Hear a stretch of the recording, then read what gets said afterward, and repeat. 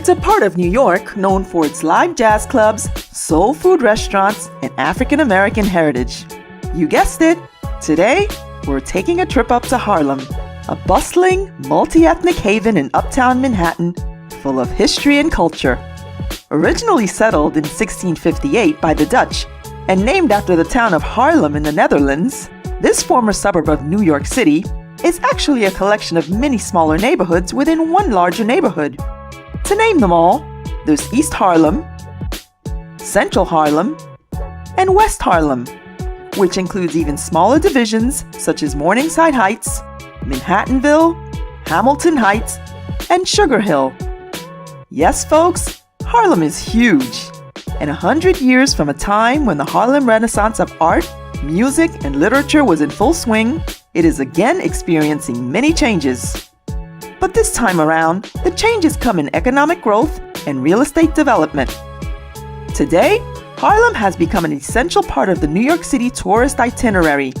Now equipped with several Starbucks and even a Whole Foods, many out-of-towners are flocking to Harlem to experience the action firsthand.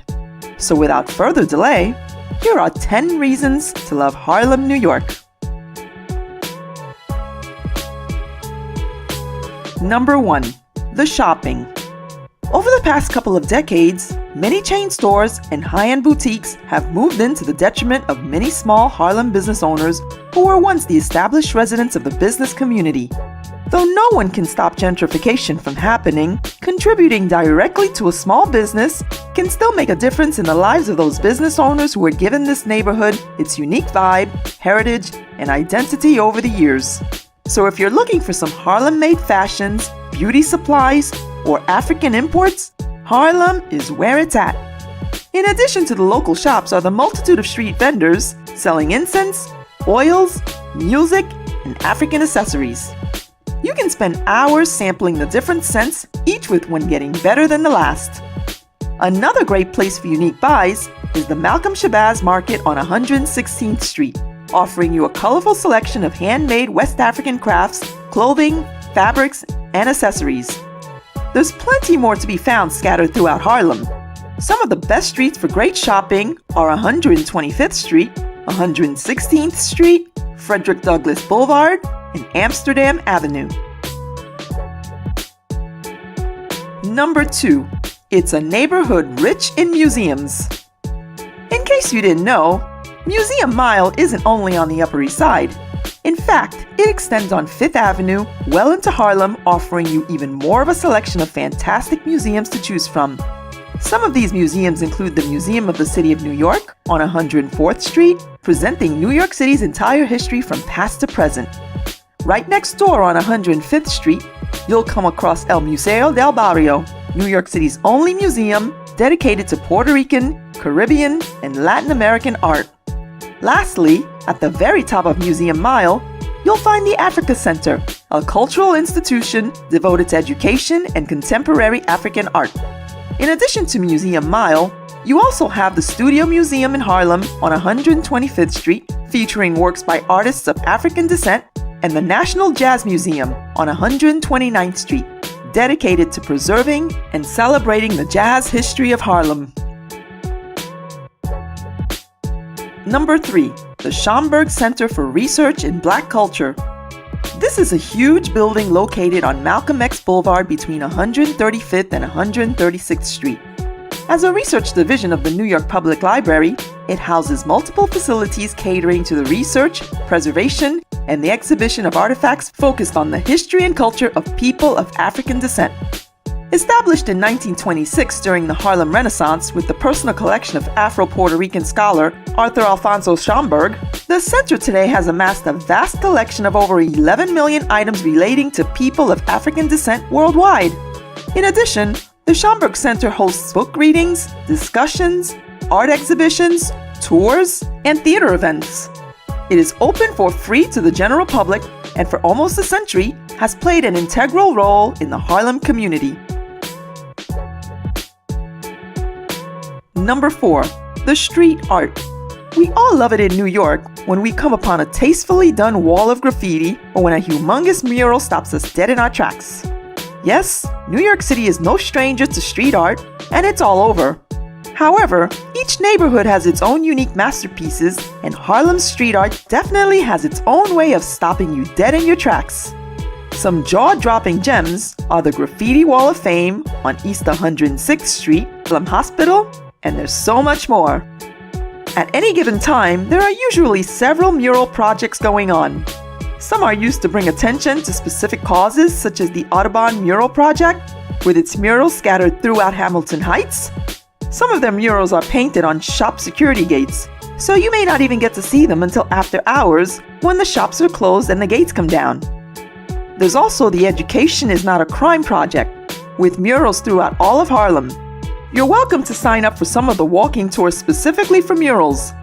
Or if you're feeling really spontaneous and adventurous, feel free to venture out on your own to discover them yourself. Number 5. Real good food. Hungry for some real good soul food? Or perhaps some real good Caribbean, African, or Latino cooking? Well, Harlem has all of that. It's one of those places in New York where you'll find tons of restaurants to appease your cravings for soul and spice. For some awesome soul food, you can choose from Amy Roots, Sylvia's, Melba's, The Red Rooster, and way too many more than I have room to mention. Want some Caribbean? There's Sisters, Kingston, Freddie's Soul, and plenty more. For African, there's Safari, Les Ambassades, La Savane, and you guessed it, so much more. And what's that? You want to know more about Puerto Rican food? Well, for starters, you can try Cuchifrito, La Fonda Boricua, and El San Juan, with lots more throughout East Harlem. When it comes to flavorful ethnic cuisine, I doubt you'll run out of options in Harlem anytime soon. Number 6. The Apollo Theater. Known as the first theater in New York to desegregate the races, the Apollo got its start in 1934 at the tail end of the Harlem Renaissance. This legendary concert hall located on 125th Street between Adam Clayton Powell Jr. Boulevard and Frederick Douglass Boulevard is the place where many greats got their start. We're talking about big names like James Brown, Stevie Wonder, Ella Fitzgerald, Aretha Franklin, the Jackson 5, and so many more. Now a New York City landmark, you can still catch a show at the Apollo or schedule a historic group tour of the venue. And the best show, as we all know, is Amateur Night, which usually takes place Wednesday evenings at 7:30 p.m. Number 7. It's beautiful parks. The list is endless in Harlem when it comes to natural landscapes and recreational activities. There are so many parks to spend a leisurely summer afternoon. Many are equipped with sports fields, recreation centers, pools, and even amphitheaters. Others are more geared towards simple nature walks and embracing the beauty that surrounds you. In Sugar Hill, there's the Jackie Robinson Park. In Hamilton Heights, there's St. Nicholas Park and Riverbank State Park. In Morningside Heights, you have Morningside Park, as well as Riverside Park leading us all the way down the Upper West Side while providing breathtaking views of the Hudson. In Central Harlem, you can enjoy Marcus Garvey Park. In East Harlem, there's Thomas Jefferson Park. And of course, we can't forget Northern Central Park, bordering much of South Harlem from east side to west side and offering you a landscape that's totally unique from the more touristy sections, but equally as beautiful and serene. Number 8. Hamilton Grange.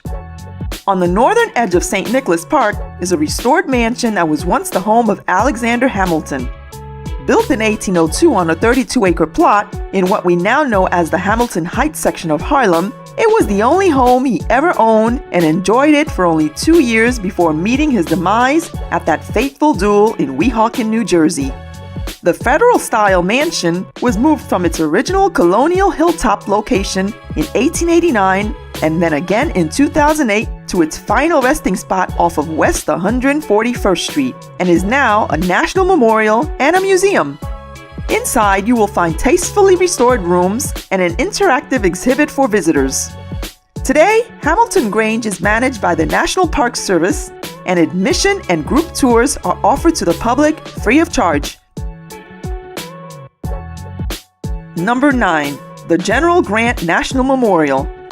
Who knew that Harlem was such a hotbed of national memorials? Another great national site to visit is the General Grant National Memorial at the northern tip of Riverside Park. This is the final resting place of Ulysses S. Grant, the 18th President of the United States, and his wife Julia Grant. Unless you're from the neighborhood, practically no one in New York knows about this place, let alone the tourists. Though Grant died in 1885, the mausoleum was not completed until 12 years after his death in 1897 due to disagreements regarding his final resting place and the massive fundraising required to start construction. The General Grant National Memorial is the largest mausoleum in North America and is a neoclassical sight to behold with its Ionic columns and domed rotunda overlooking the Hudson River. Within the walls of the mausoleum are exquisite architectural detailing, and central are two matching red granite sarcophagi of Grant and his wife laying side by side.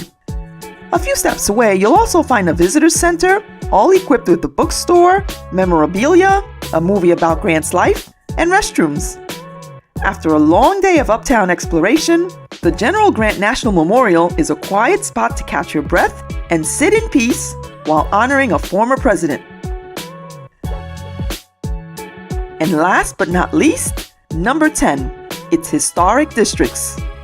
Harlem has its fair share of historic districts scattered throughout all of its neighborhoods. And what a way to spend a sunny afternoon than by strolling through some of these charming residential streets just to witness century-old facades just brimming with character.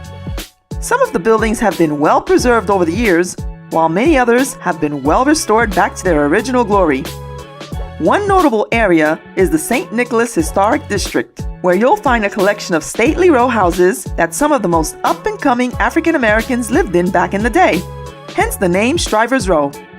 Another great area valuable to Harlem's culture is the Central Harlem Historic District, characterized by its gorgeous set of 164 19th century row houses, of which many of the local actors and musicians of the Harlem Renaissance called home. The Hamilton Heights, Sugar Hill, West Harlem Historic District is another very stylish part of town where affluent, prominent, and influential African Americans lived during the Harlem Renaissance. Last but not least, there's Astor Row, a set of 28 row houses completed in 1883 by the Astor family. What's unique about this adorable little enclave is that the homes are set back from the street and come with flower gardens out front, side walkways, as well as wooden porches, features that were rarely found in Manhattan back then, let alone today. For those of you who love peering underneath the fabric of old New York and are fascinated by the charm of old architecture, you'll find much to see in Harlem. And for the other historic districts that I failed to mention, well, you'll just have to discover those on your own. I've left the link in the description in case you're interested. And that's about all I have for you today on Harlem, New York. Hopefully you'll get a chance to experience the endless supply of special places and activities awaiting you in this vibrant neighborhood. If you have anything else about Harlem that you'd like to add to this list, you know the drill. Feel free to share it with us in the comments below. And be sure to like and subscribe if you'd like to see more on New York City, our favorite city that never sleeps. Anyway, thanks for watching, and we'll see each other next time.